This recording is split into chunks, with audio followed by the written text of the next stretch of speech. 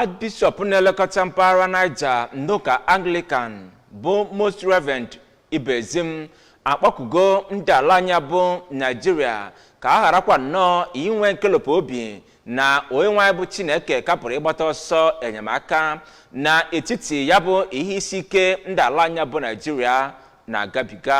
Most Reverend Ibezim bụ onye kpọrọ oku a na Cathedral Church nke St. Faith dị n'Awka n'oge echibere otu ndị mmadụ echichi ụkọchukwu na ya bụ ụka Anglican Dayosis nke Awka ka Amaka Chibụzọ Okoye kọtọpụrụ gị akụkọ a.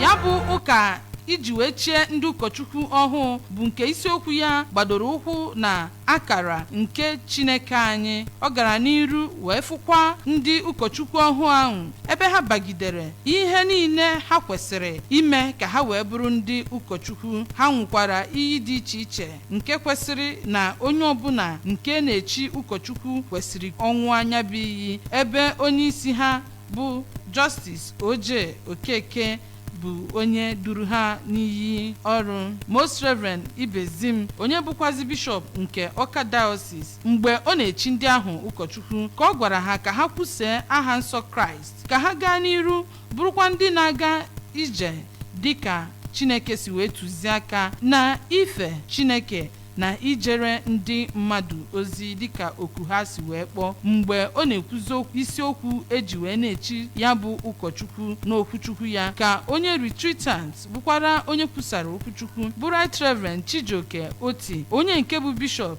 Dayosis on the Lake, na ha ga-ekwesị ntụkwasị obi, dị uchu, nwee obi umeala, wee na-agbaso ụzọ Kraịst dịka o si wee kwesị, sikwazịa na ihe gbasara iso ụzọ Chineke abụghị ihe eji egwu egwu, kama na ọ bụ ebe a ga-akwụdosi ụkwụ ike n'ala wee na-anụ ọgụ ụzọ enigwe. Right Reverend Oti gara n'iru ma sị na ihe gbasara iso Kraịst